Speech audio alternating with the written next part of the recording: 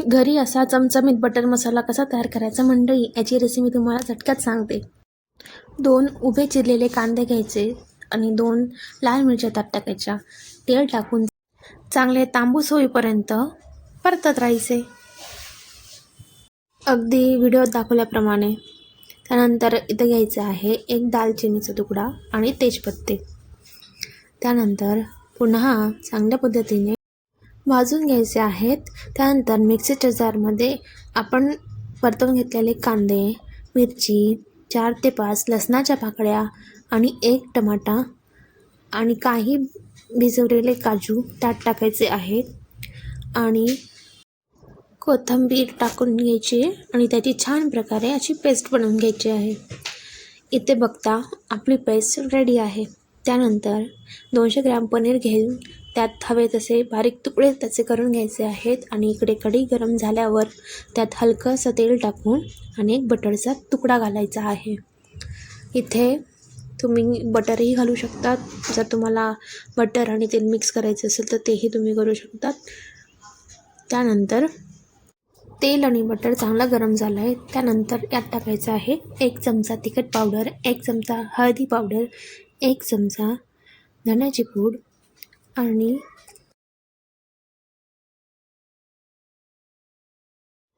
बारीक फ्लेमवर त्याला चांगल्या पद्धतीने हलवून घ्यायचं आहे आणि त्यानंतर आपण मिक्सरच्या जारमध्ये ती पेस्ट तयार केलेली होती त्यात ते आपण ह्या कढईत मिक्स करून घेणार आहेत. चांगलं एकजीव होईस तोपर्यंत आपण बारीक फ्लेमवर ते मिक्स करत राहायचं आहे, जेणेकरून मसाल्यांना पाणी सुटेल.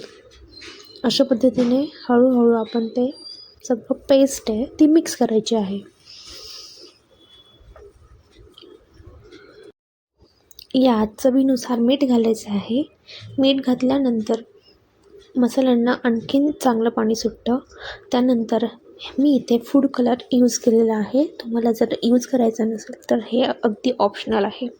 त्यानंतर फेटलेली दही 1 वाटी मी यात पेस्टमध्ये टाकली आहे. लक्षात ठेवा तेव्हा फ्लेम बारीक पाहिजे. तुम्ही इथे घरगुती गरम मसाला ॲड करू शकतात. त्यानंतर पनीरचे बारीक तुकडे त्यात घालायचे आणि कस्तुरी मेथी थोडीशी हातावर क्रश करून त्यात घालायची आहे. थोडं उकळी आल्यानंतर परत त्यात बटरचे 2 तुकडे घालून एक छान उकळी काढा. त्यानंतर तुम्ही प्लेटमध्ये सर्व करायला घ्या. इथे बघू शकतात आपली खूप मलाईदार अशी छान बटर मसाला रेडी आहे. तर मंडळी, तुम्ही कधी बनवताय हा बटर पनीर मसाला मला कमेंटमध्ये नक्की सांगा आणि चॅनलला सबस्क्राईब करा, शेअर करा. थँक्यू.